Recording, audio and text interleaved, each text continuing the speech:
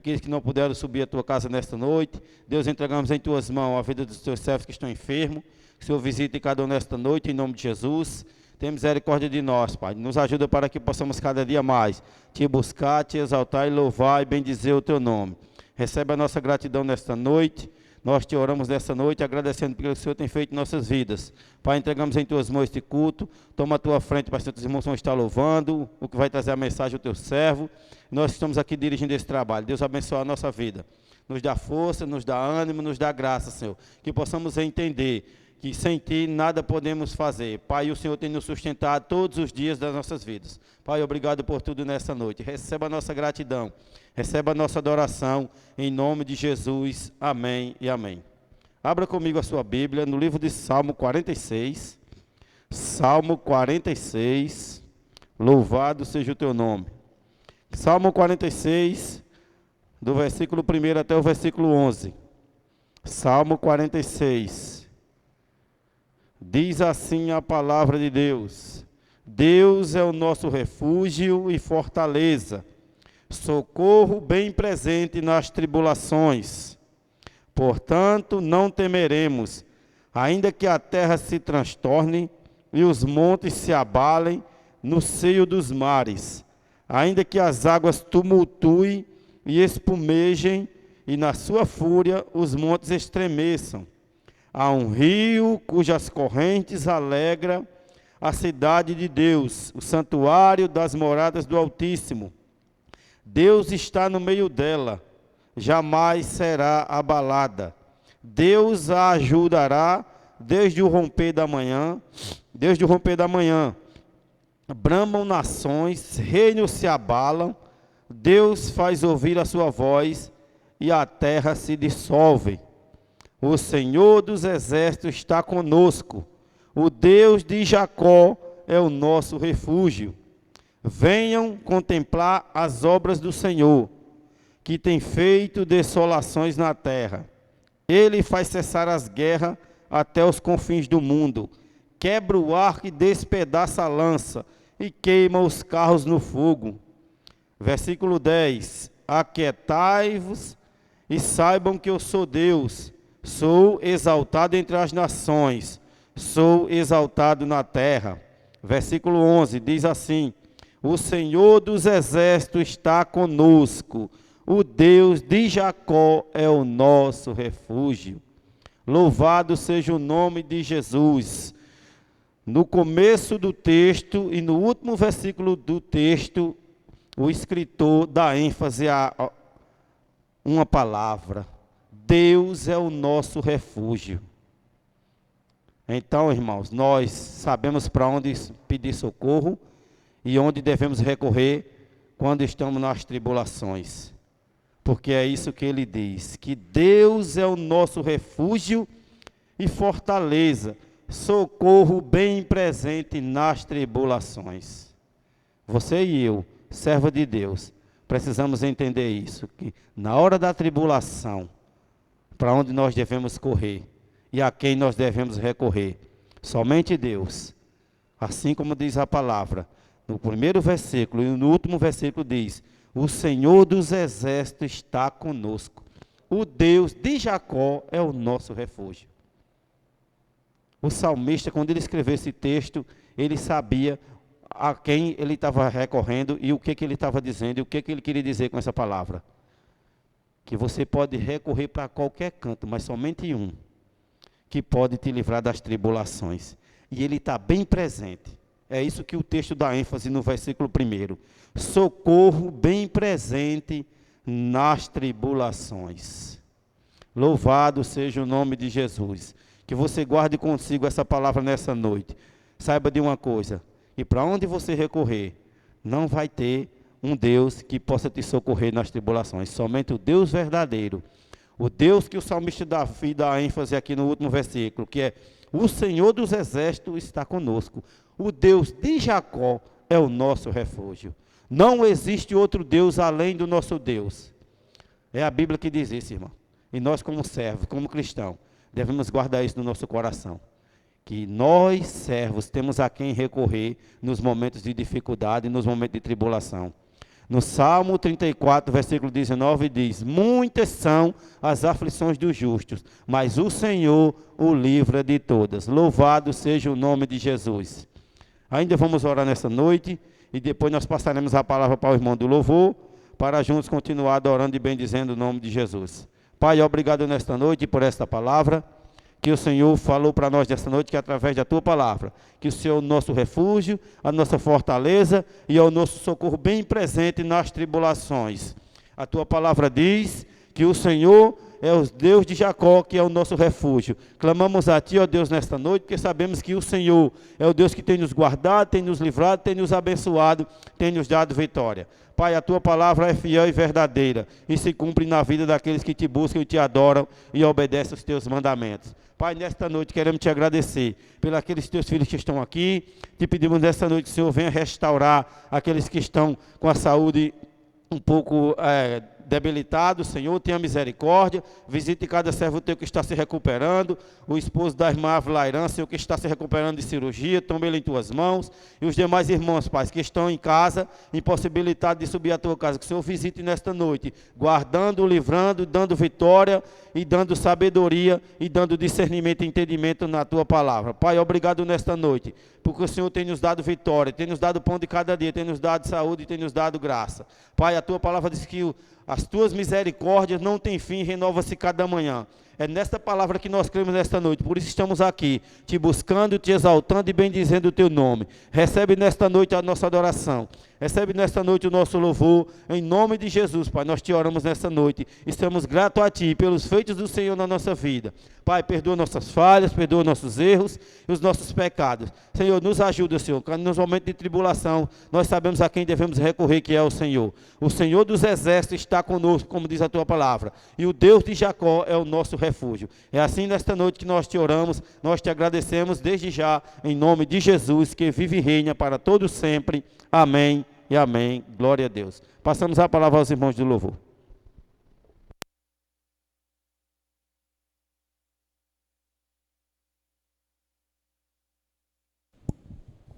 Boa noite, irmãos, graças e paz, bênção. Estamos reunidos aqui para louvar a Deus, para adorar o Senhor. Então vamos nessa noite louvar a Deus. Gustavo está vindo, pode vir, Gustavo. Vamos cantar essa canção. Grande é o Senhor e muito digno de louvor.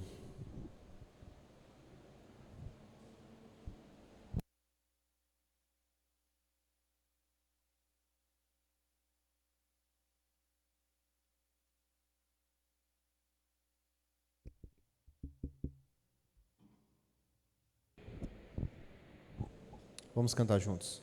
Grande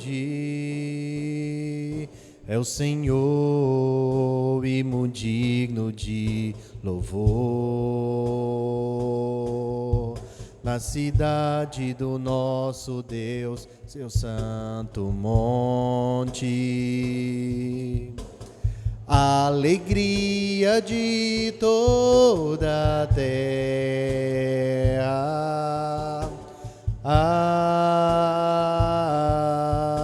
Grande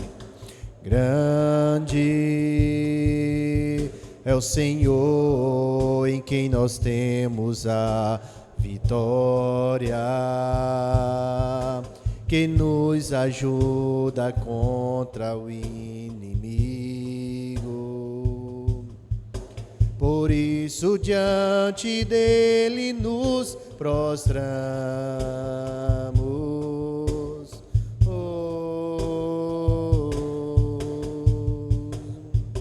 Queremos o teu nome engrandecer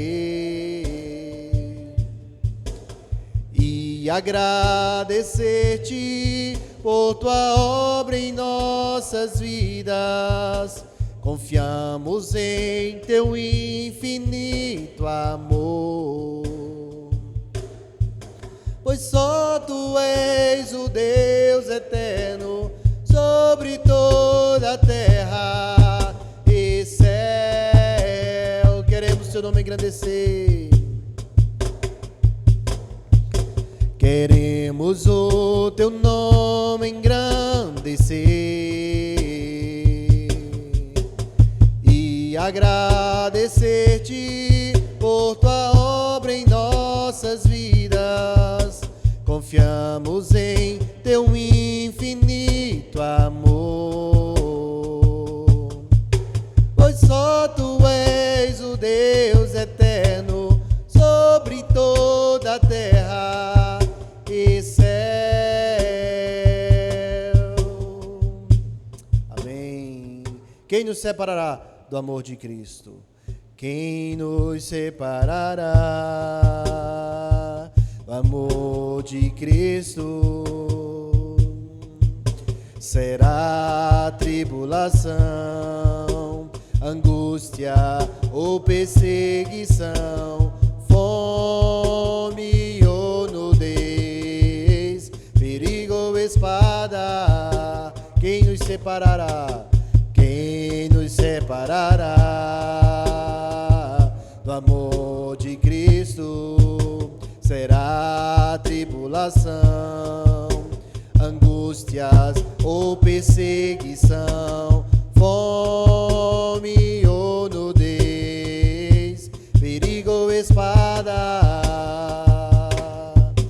Porque eu estou bem certo de que nem morte, nem vida, nem anjos, nem principados, nem coisas do presente, nem do porvir, nem poderes, nem altura, nem profundidade, nem qualquer outra criatura poderá nos separar do amor de Deus que está em Jesus Cristo, nosso Senhor, que está em Jesus Cristo. Nada, nada, nada poderá nos separar, nada, nada poderá nos separar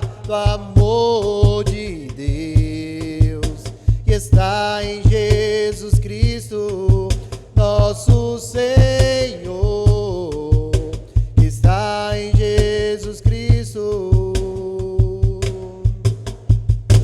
nosso Senhor. Amém. Tu és soberano sobre o céu, sobre a terra, tu és Senhor. Tu és soberano sobre a terra, sobre os céus, tu és Senhor absoluto. Tudo que existe e acontece, tu sabes muito bem. Tu és tremendo, tu és soberano. Tu és soberano sobre a terra, sobre os céus, tu és Senhor absoluto. Tudo que existe e acontece, tu sabes muito bem. Tu és tremendo. E apesar dessa glória que tens, tu te importas comigo também. E esse amor tão grande eleva-me, amarra-me a ti. Tu és tremendo. E apesar dessa glória que tens, tu te importas comigo também. E esse amor tão grande eleva-me, amarra-me a ti. Tu és tremendo. Tu és tremendo. Tu és tremendo. Os reis da terra se prostrarão ante a ti, Senhor. Vamos cantar essa canção? Os reis da terra se prostrarão ante a ti, Senhor. Sim, os poderosos irão a ti e confessarão o teu poder, Senhor. Os reis da terra se prostrarão ante a ti, Senhor. Sim, os poderosos irão a ti e confessarão o teu poder, Senhor. Não apenas de palavras reina hoje, não apenas de palavras reina hoje, reina hoje entre nós, Senhor. Reina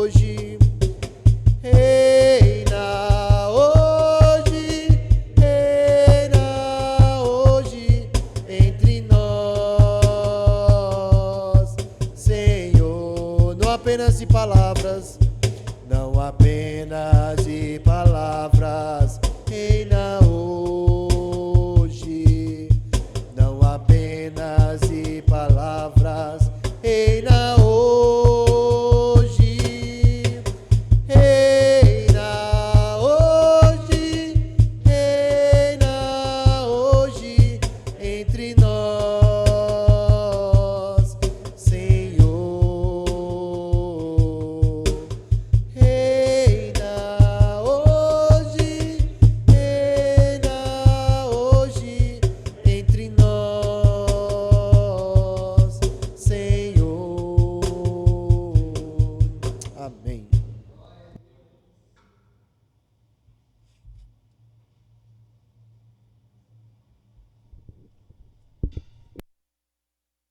Louvado seja o nome de Jesus.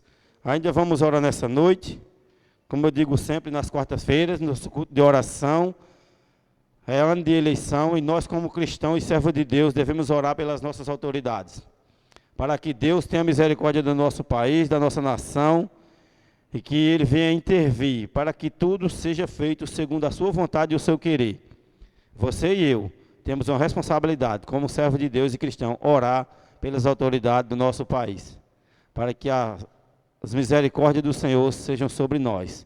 Sabemos que não tem sido fácil, o momento que nós estamos vivendo politicamente, falando do nosso país, tem sido difícil, né?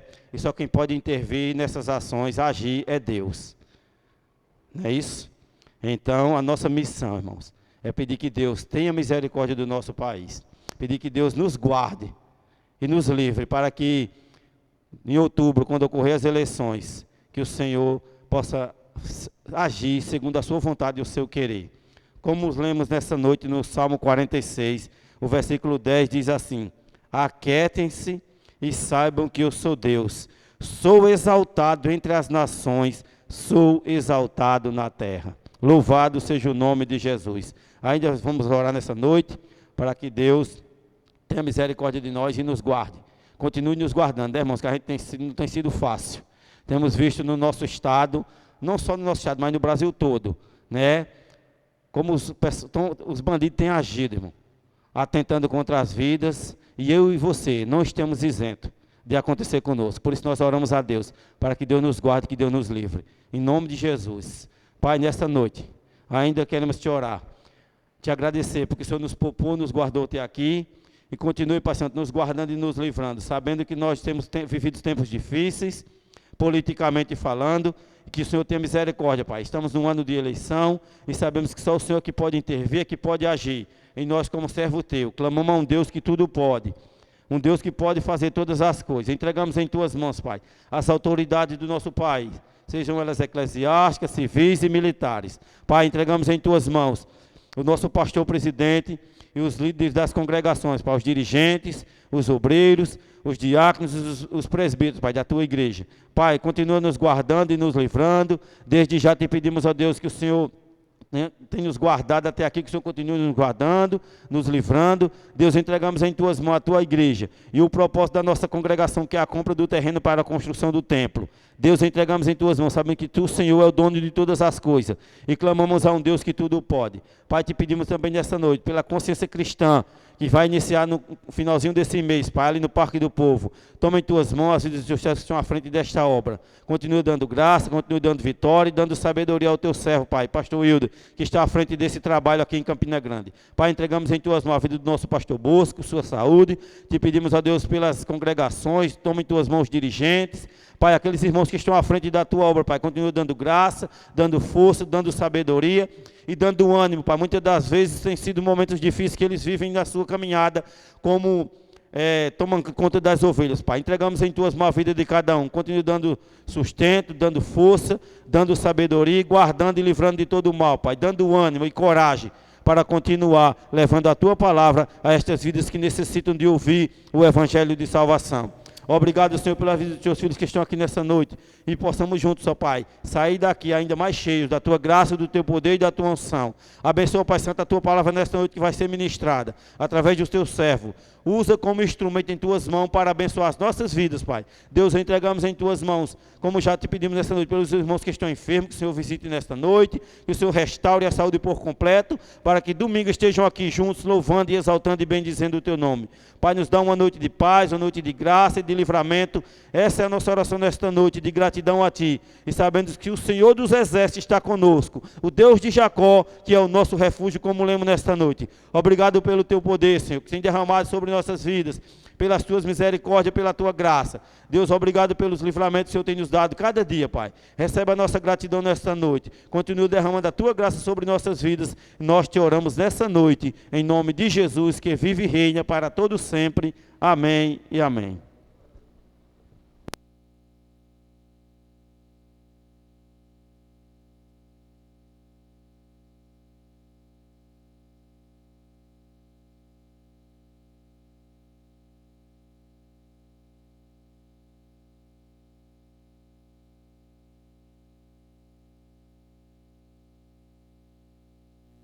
Boa noite, irmãos. Bênção, né?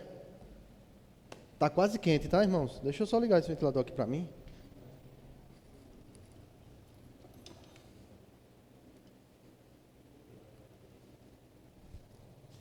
Isso. Irmãos, abra sua Bíblia, fique de pé, e abra sua Bíblia aí comigo no livro de Êxodo, capítulo de número 20. Vamos ler novamente aqueles 10 mandamentos, aquele texto, do versículo 1 até o versículo de número 17. Nós já lemos uma vez e vamos ler novamente esse texto. E enquanto nós estivermos na exposição, vamos ler para a gente deixar bem claro quais são os 10 mandamentos, que às vezes a gente passa despercebido, né? Quando fala dos 10 mandamentos, a gente lembra logo de dizer o seguinte: o primeiro mandamento é amar a Deus sobre todas as coisas, mas nos 10 mandamentos em si, não é esse a lei que está escrita lá. Então vamos ler juntos, na sua tradução, mas faça a leitura também juntos, todos uma só voz. Versículo 1 ao versículo 17. Então Deus falou todas essas palavras: Eu sou o Senhor, o seu Deus, que tirei da terra do Egito, da casa de servidão. Não tenha outros deuses diante de mim. Não faça para você imagem de escultura, nem semelhança alguma do que há em cima no céu, nem embaixo da terra, nem nas águas debaixo da terra. Não adore essas coisas, nem preste culto a elas, porque eu, o Senhor, o seu Deus, sou zeloso, que visito a iniquidade dos pais nos filhos, até a 3ª e 4ª geração daqueles que me odeiam. Mas faço misericórdia até 1000 gerações daqueles que me amam e guardam os meus mandamentos. Não tome o nome do Senhor, seu Deus, em vão, porque o Senhor não terá por inocente o que tomar o seu nome em vão. Lembre-se do dia do sábado para santificar. Durante 6 dias você pode trabalhar e fazer toda a obra, mas o 7º é o sábado dedicado ao Senhor, seu Deus. Não faça nenhum trabalho nesse dia, nem você, nem seu filho, nem sua filha, nem o seu servo, nem a sua serva, nem o seu animal, o seu estrangeiro, das portas para dentro. Porque 6 dias o Senhor fez os céus e a terra, o mar e tudo que neles há, e no 7º dia descansou. Por isso o Senhor abençoou o dia de sábado e o santificou. Honre seu pai e sua mãe, para que você tenha uma vida longa na terra que o Senhor, seu Deus, lhe dá. Não mate, não cometa adultério, não furte, não dê falso testemunho contra o seu próximo, não cobice a casa do seu próximo, não cobice a mulher do seu próximo, nem o seu servo, nem a sua serva, nem o seu boi, nem o seu jumento, nem coisa alguma que pertença ao seu próximo. Vamos orar? Senhor, tem misericórdia de nós, ó Deus, e abre nosso entendimento para compreender a Tua palavra nessa noite. É o que nós te pedimos, no nome de Jesus. Amém. Os irmãos podem sentar. Queridos, os 10 mandamentos nós estamos falando aqui. 10 mandamentos que foram falados pelo próprio Deus. Diferente das demais leis, nós temos os 10 mandamentos, e que isso fique bem claro para você, foi algo que Deus falou para o próprio povo. O povo ouviu a voz de Deus. A partir daí, de ouvir a voz de Deus, o povo teve medo e falou com Moisés que agora não mais Deus falasse com o povo, mas que Moisés falasse com Deus, e o que Deus falasse com Moisés, Moisés transmitisse para o povo. Isso mostra a importância muito grande da lei de Deus para com o povo, que foi o próprio Deus que expressou o seu desejo, o que ele queria para o povo. Vimos semana passada, irmãos, o primeiro mandamento que fala sobre não ter outro Deus diante do Senhor, que fala sobre exclusividade de Deus, que fala sobre o único amor que o povo pode ter, que deve ter o povo de Deus, que é o Senhor Deus. Não tem outros deuses diante de mim. Além de falar de exclusividade, irmãos, esse mandamento está falando sobre culto, que só a Deus deve ser dado culto, a adoração, só Ele merece a adoração, nem o outro pode ser adorado. Esse mandamento traz esse ensino para nós também. Já o segundo mandamento, se o primeiro traz a ideia de culto só a Deus, o segundo mandamento nos traz a ideia de a forma de culto como Deus deixou para que nós praticássemos. Versículo de número 4 diz: não faça para você imagem de escultura, nem semelhança alguma do que há em cima no céu, nem embaixo da terra, nem debaixo das águas. A ideia aqui é a forma de culto que Deus estabelece. Primeiro é o culto só a Deus, primeiro mandamento. O segundo é a forma desse culto que vai ser prestado a Deus. Irmãos, por mais que nós tenhamos forma de celebrar, de agradecer a Deus, o culto, a reunião solene diante de Deus tem um formato que Ele deixou. Tem um modo que Ele deixou. O culto em si não está aberto, irmãos, a nós mudarmos o formato da forma que nós acharmos melhor. Deus, na sua lei, Ele mostra qual é a forma que lhe agrada. Havia 2 formas de pensar, irmãos, durante o período da Reforma, no século XVI, onde se dizia que aquilo que não é proibido na Bíblia é permitido no culto. E existe algo que era chamado o princípio regulador do culto. Só pode ter no culto aquilo que a Bíblia manda. Enquanto um diz que o que não é proibido pode, o outro entendimento diz que só deve ter aquilo que é mandado na Bíblia. Então, nós vemos um direcionamento de Deus para que o povo possa adorar da forma que ele quer ser adorado.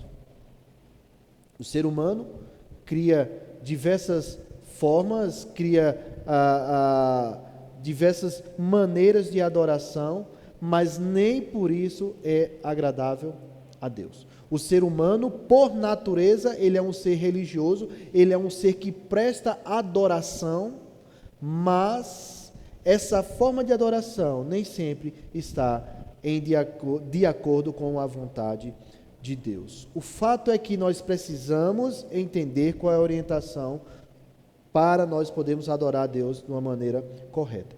Só para nós termos uma ideia de alguns fatos que aconteceram no Antigo Testamento que apontavam para uma forma correta de adoração.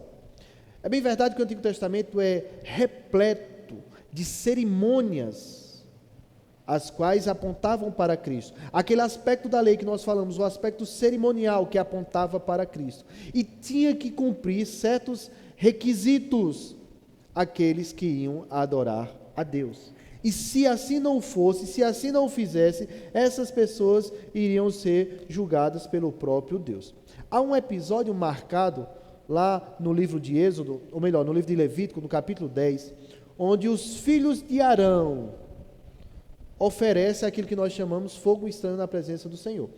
Capítulo 10, versículo 1, 2, 3, diz, do livro de Levítico: Nadab e Abiú, filhos de Arão, tomaram cada um incensário, puseram fogo dentro deles, e sobre o fogo colocaram incenso, e trouxeram fogo estranho diante da face do Senhor, algo que ele não lhes havia ordenado. Então saiu fogo de diante do Senhor e os consumiu, e morreram diante do Senhor. Moisés disse a Arão: Isso é o que o Senhor disse: mostrarei a minha santidade naqueles que se aproximarem de mim, e serei glorificado diante de todo o povo. Arão se calou. Deus deixou a adoração para os sacerdotes, que eram aqui os filhos de Arão, que eles poderiam oferecer esse incenso, um pó queimado, né, vamos dizer assim, lá no tabernáculo.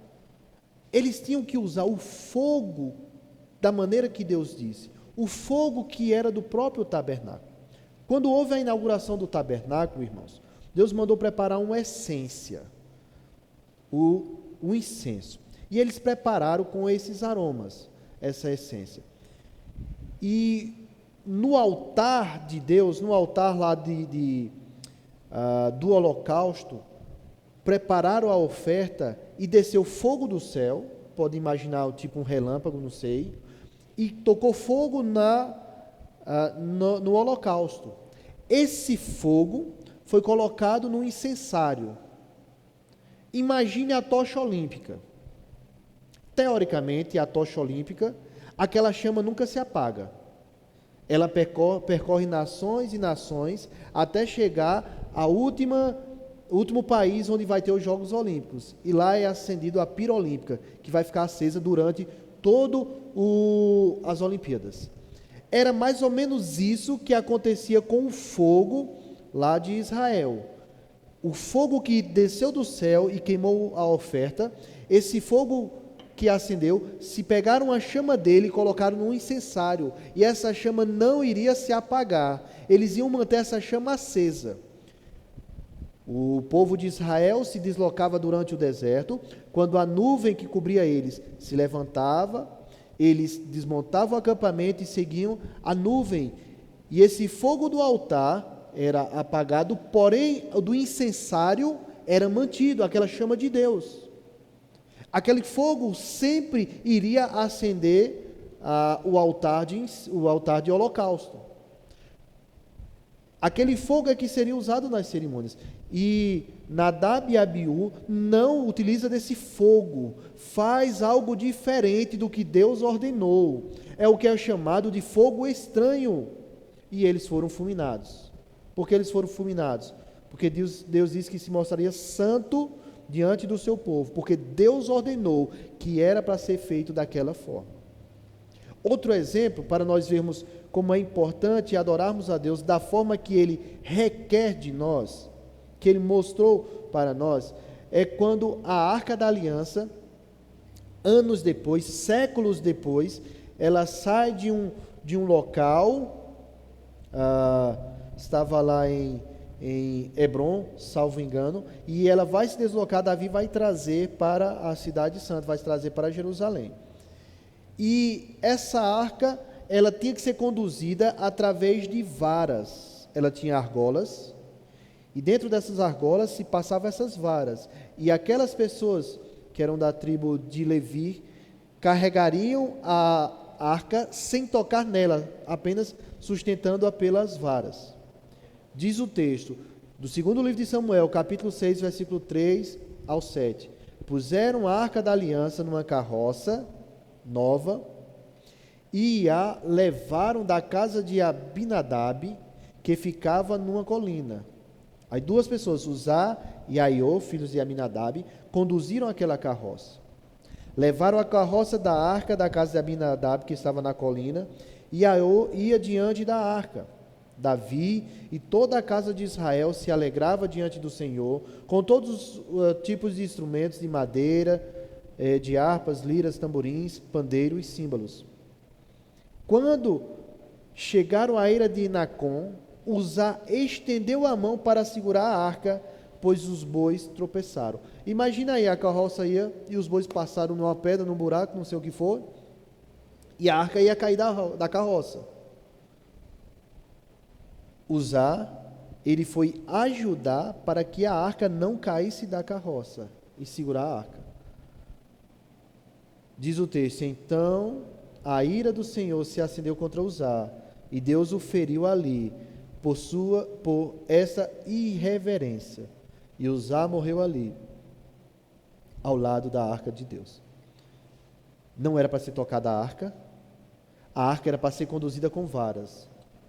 Uzá, na melhor das intenções, ele foi segurar a arca e não fez aquilo que Deus tinha prescrito, como era para carregar aquele instrumento, e ele foi morto. O que é que isso aponta para nós? Isso aponta que Deus deixou uma forma de lidar com a obra dele, de conduzir as coisas dele, tudo que foi envolvido na adoração. E é o segundo mandamento que nos mostra isso, irmãos, a forma de nós adorarmos a Deus. Esse mandamento, do versículo 4 até o versículo 6, nós podemos dividir ele em 4 partes. A primeira parte fala sobre a proibição, e para todo sempre perpétua, de que qualquer objeto ou representação, com a intenção de usar em adoração, está terminantemente proibido diante de Deus. Qualquer objeto ou algo que venha representar a Deus está proibido durante a adoração. Segundo, nesses versículos do mandamento, nós vemos uma revelação de quem é Deus. Na parte final, você vai ver no versículo 5 e versículo 6, o 5 mostra a retribuição contra pecadores e seus descendentes, por não atentar para aquilo que Deus fala. E no final você vai ver uma expectativa de misericórdia de Deus para aqueles que obedecem ao que Deus faz. A primeira parte, nós vemos a proibição. Não faça para você imagem de escultura, nem semelhança alguma do que há em cima no céu, nem embaixo na terra, nem debaixo nas águas debaixo da terra. Deus proíbe toda e qualquer criação, fabricação de imagens criadas com o fim de adoração. Isso é fato. Israel está saindo do Egito, está acumulado, está cheio daquelas práticas horríveis do Egito, com a adoração politeísta a vários deuses, cujas representações eles faziam as suas imagens. E nesse sentido, nesse contexto, Deus vai e proíbe que a adoração de Israel não pode ser igual ao do Egito. O Egito adorava um boi, o boi ápis. Eles adoravam o boi. No Egito se adorava ao deus Ra, aquele que tem corpo humano e a cabeça de águia. No Egito se adorava ao deus Anubis, que é aquele que tem a cabeça de cachorro. Eu acho que você já viu em algum filme, em algum desenho, isso. Havia representações de coisas criadas, representando os seus deuses, e Israel absorveu isso, mas Deus chega para ele e diz que Israel não deve adorar dessa forma, porque nada disso representa Deus. Gente, a questão aqui não é apenas fazer imagens de outros deuses e adorá-lo. Não, porque Deus disse, não terás outro Deus diante de mim. A questão não é a proibição de fazer imagens de outros deuses. A questão é fazer algo que represente o próprio Deus. Está sendo proibido aqui. Quando Deus se revela ao seu povo, quando Deus se revela a Moisés, Moisés não vê forma. Lembra lá na sarça ardente? Moisés não vê quem era Deus, apenas ouve aquilo lá. Lembra dos 10 mandamentos que nós falamos? Quando Deus fala para o povo não vê algo, o povo ouve apenas. Quando a jornada pelo deserto termina e Moisés relembra ao povo todos os episódios, e você vê isso no livro de Deuteronômio. Deuteronômio é a repetição da lei, é Moisés repetindo tudo aquilo que aconteceu. Deus diz, Moisés escreve e diz, não se esqueça que no dia que vocês estiveram diante do Senhor, seu Deus, em Horebe, quando o Senhor me disse, reúna esse povo, farei ouvir as minhas palavras, a fim de que aprendam a temer durante os dias em que viverem na terra, e também ensinar aos seus filhos. Então vocês chegaram e ficaram em pé no monte, aquele monte cheio de chamas, que subia até o céu, havia trevas, escuridão. Então o Senhor falou por meio do fogo, e vocês ouviram o som das palavras dele, vocês ouviram a sua voz, mas não viram aparência nenhuma, só escutaram a voz. Então era para o povo crer daquilo que ouviu, e não criar uma representação de quem é Deus. Deus deixou claro isso para o povo. Não tinha que representar, fazer uma caricatura daquilo que é Deus.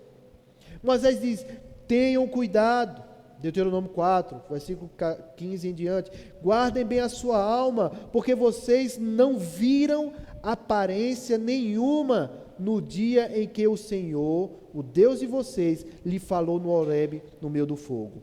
Portanto, tenham cuidado para não se corromperem e fazerem para si imagem esculpida na forma de ídolo, semelhança de homem ou de mulher, semelhança de animal, semelhança de ave que voa, semelhança de animal que rasteja na terra, semelhança de peixe nas águas. Há uma proibição, porque Deus não se apresentou como uma caricatura, como uma imagem, irmãos. Deus condena isso. A adoração desde o início, irmãos, a forma de cultuar a Deus é sempre pela fé. Não é algo palpável, não é algo que os nossos sentidos possam captar, nossa mão possa tocar, nossos olhos possam ver. Não.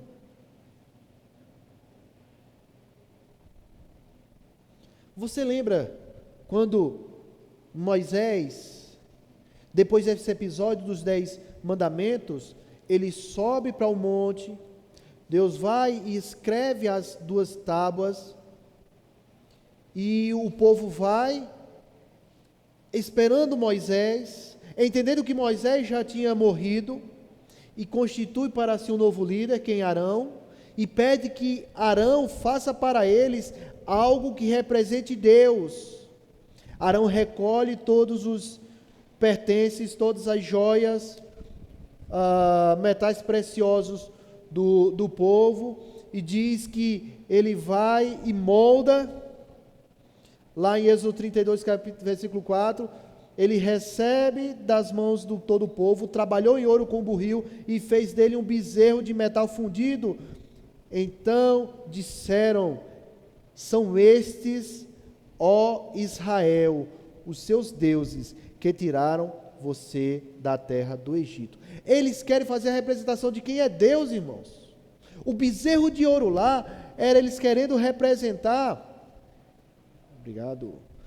É eles querendo representar quem é Deus. Talvez para nós, a gente imaginando, dissesse, não tinha nenhum problema.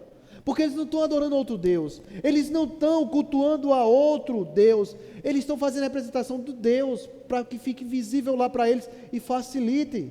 Não, queridos, é isso que é proibido no mandamento. Fazer algo que represente Deus, o Deus verdadeiro, invisível e vivo, não pode ser adorado através de uma representação dele. Na realidade, nada representa o nosso Deus. Tudo que fizer uma caricatura dele, que não representa quem ele é.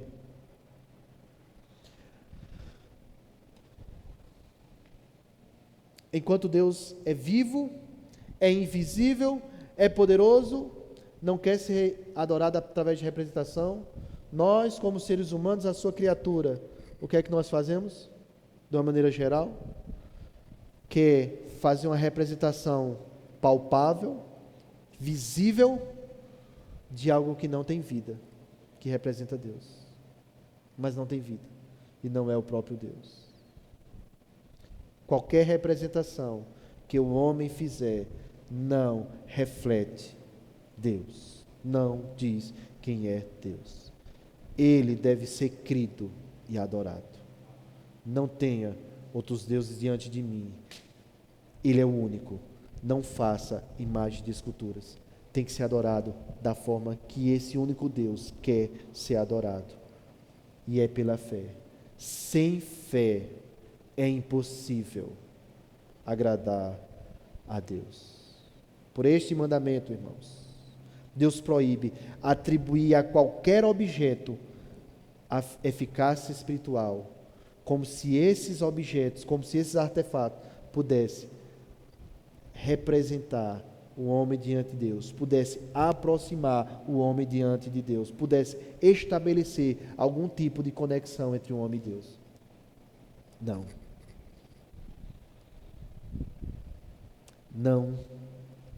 O homem não pode fazer isso. Implícito ao mandamento, irmãos, de proibir que faça imagens de esculturas, está a ideia também de inventar, de aconselhar, de ordenar, de aprovar culto assim. Tudo isso é proibido. É o que o mandamento está dizendo, de tolerar uma religião falsa. O mandamento abarca tudo isso. Agora eu queria fazer uma ressalva. Quer dizer que todo tipo de arte está reprovada, como já aconteceu entre os mais fundamentalistas, que chegavam ao ponto de não poder tirar retrato, foto, porque ali é uma representação? Não. Se você lembrar, na Arca da Aliança, na tampa dela, que é chamado o propiciatório, tinha a figura de dois anjos, dois querubins, um voltado para a frente do outro.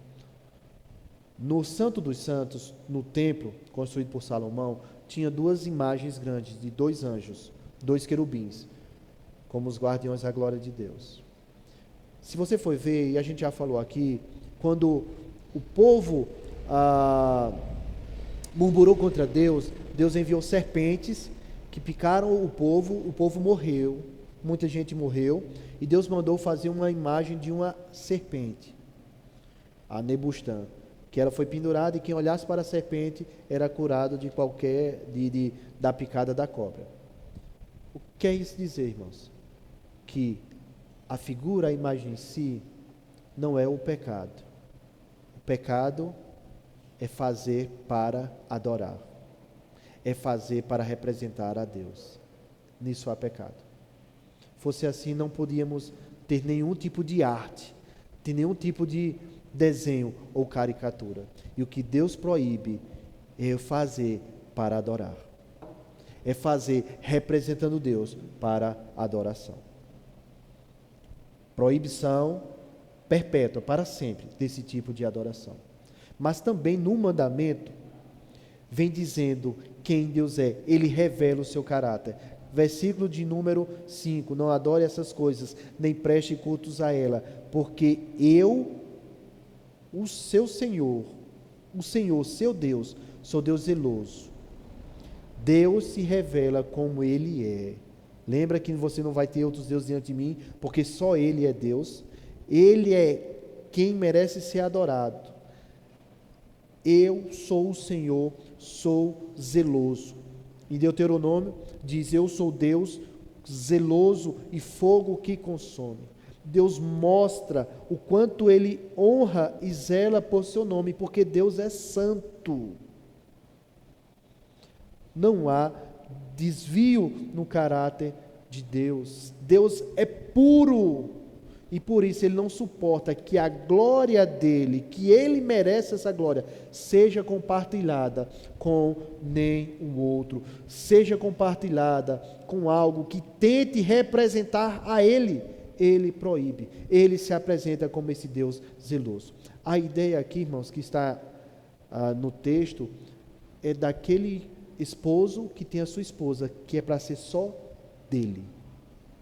É o que Deus está mostrando. Ele é o Deus zeloso. E só Ele merece ser adorado. Só Ele merece a sua glória. Nenhuma representação dele pode permanecer, pode ser feita pelo seu povo. Mas, irmãos, e aí a gente já está caminhando para o final da exposição aqui do texto. O versículo 5 também apresenta para nós uma retribuição contra os pecadores, por não querer obedecer a Deus. Olha o que diz: porque eu sou o Senhor seu Deus, Deus zeloso, que visito a iniquidade dos pais nos filhos até a 3ª e 4ª geração daqueles que me odeiam. Esse texto aqui, irmãos, é querido demais. É o carro-chefe daquilo que nós conhecemos como maldição hereditária. É o prato cheio para aqueles que acreditam e defendem e pregam sobre isso. Eu sou o Senhor que visito a iniquidade dos pais nos filhos, até a 3ª e 4ª geração daqueles que me odeiam. As maldições hereditárias são conhecidas como os pecados ou consequência dos pecados que os filhos herdam dos pais.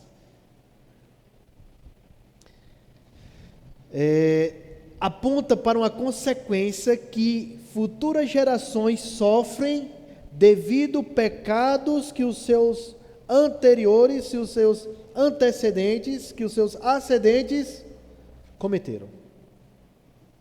Eu acho que você já ouviu esse tipo de coisa, eu já ouvi, e esse entendimento está errado, irmãos. Esse entendimento está errado. Os pais não levarão a culpa dos filhos, nem os filhos a culpa dos pais. A Bíblia diz: alma que pecar, essa morrerá.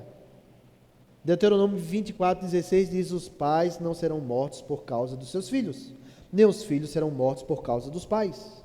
Cada um será morto pelo seu pecado. Ezequiel capítulo 18, versículo 19 e 20 diz: mas vocês perguntam, por que o filho não paga pela iniquidade do pai? Porque o filho fez o que era justo e reto, ele guardou todos os meus estatutos e os praticou, certamente viverá. A pessoa que pecar, essa morrerá. O filho não pagará pela iniquidade do pai, nem o pai pagará pela iniquidade do filho. A justiça do justo ficará sobre ele, e a maldade do ímpio cairá sobre ele.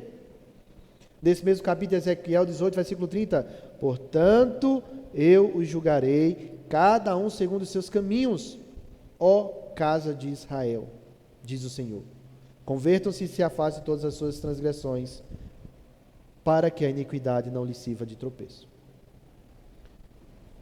Esse texto, irmãos, o entendimento correto não é esse, que está dizendo que aquelas gerações vão sofrer consequências devido aos seus antecedentes.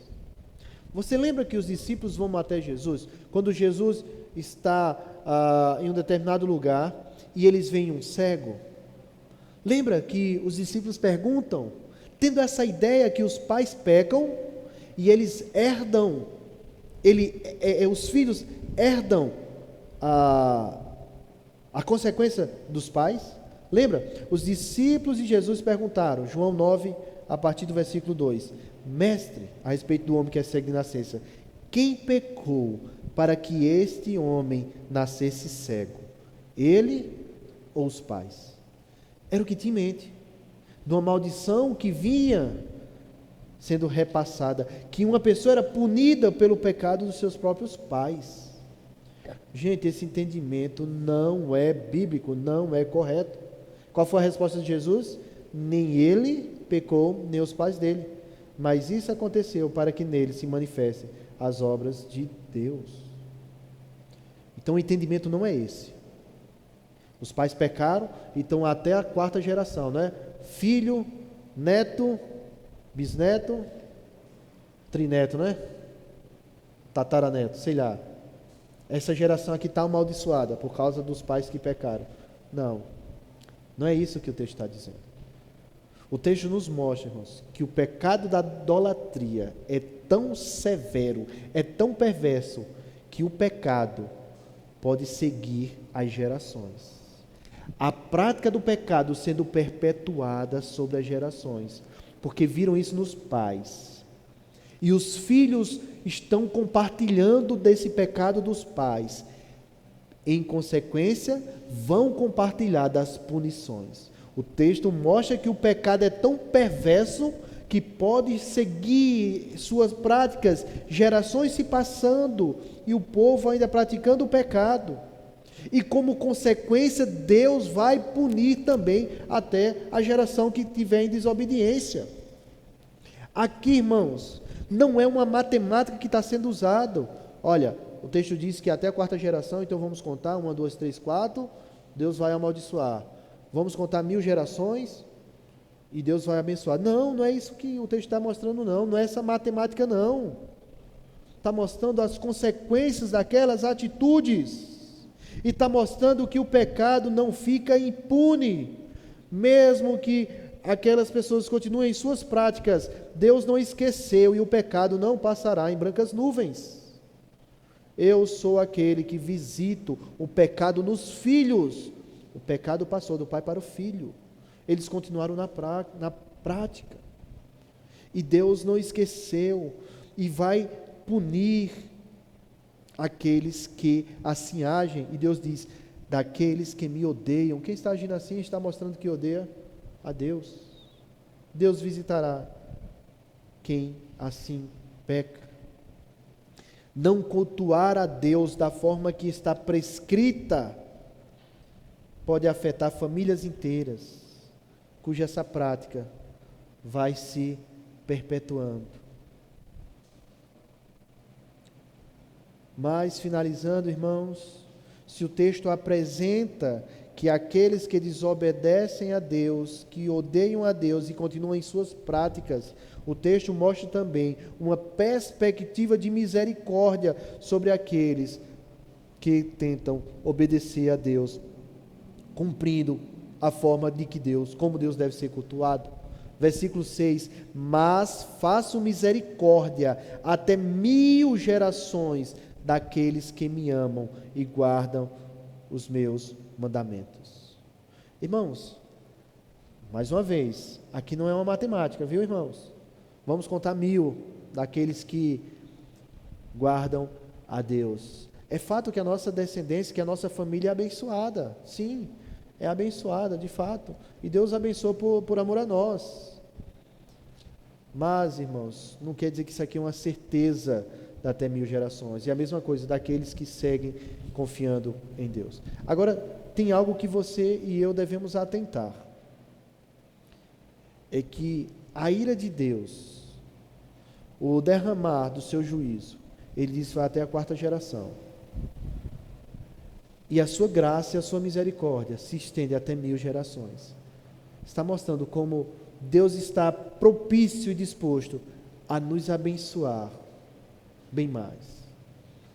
O que Ele quer é mostrar a sua graça, a sua misericórdia, o seu amor.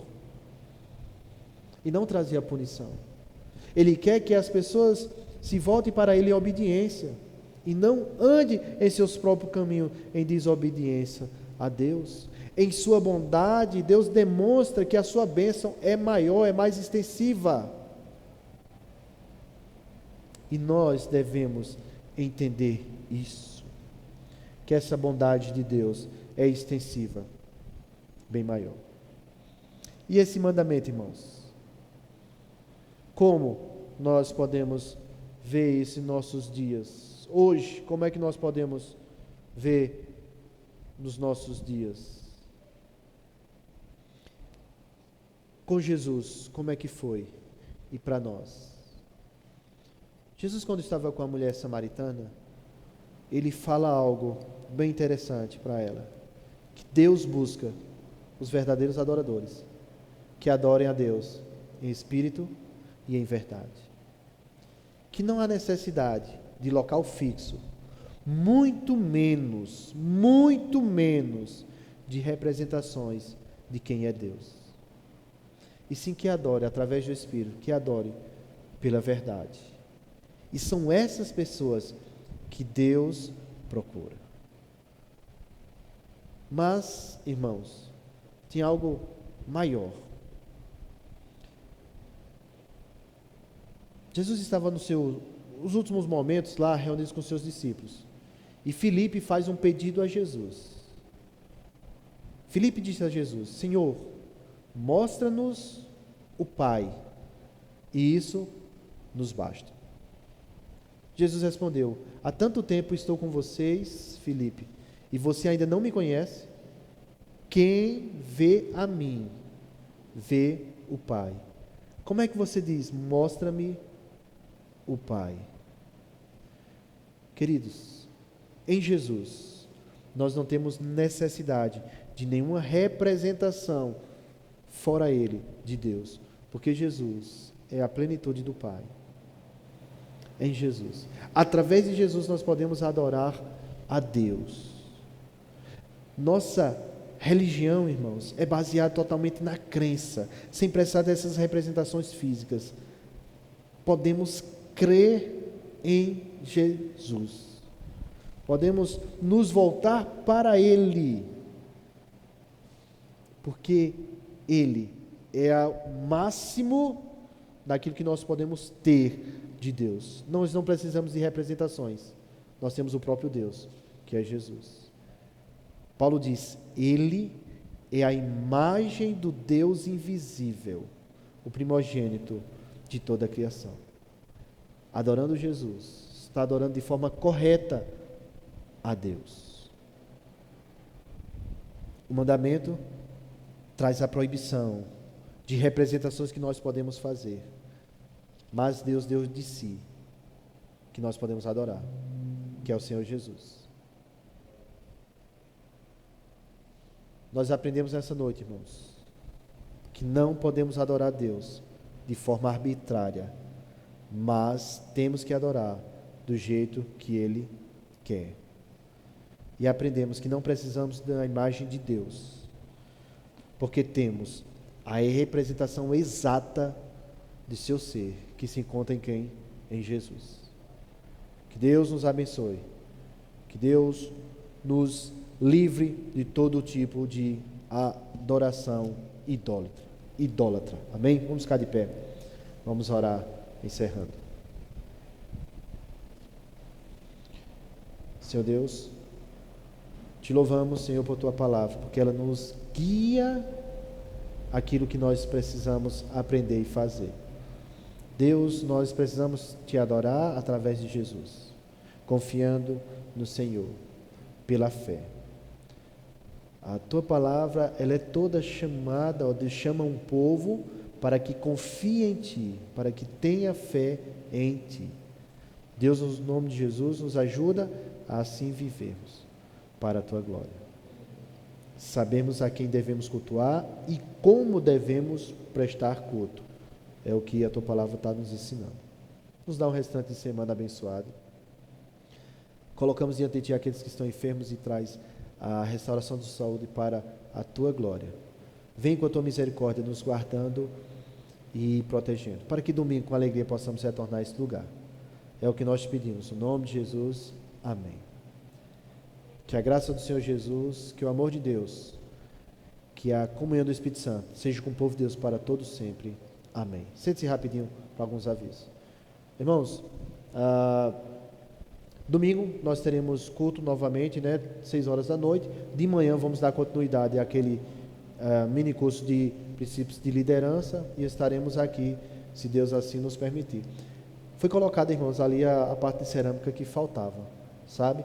E nesses dias a gente vai estar pintando a parede, fazendo o desenho da parede e pintando a outra também. Não deixe de orar uns pelos outros. Não deixe de orar pelo esposo de Avlairan, que ele fez a cirurgia e ele está se recuperando, tá bom? Deus abençoe a todos. Tenham um bom resto de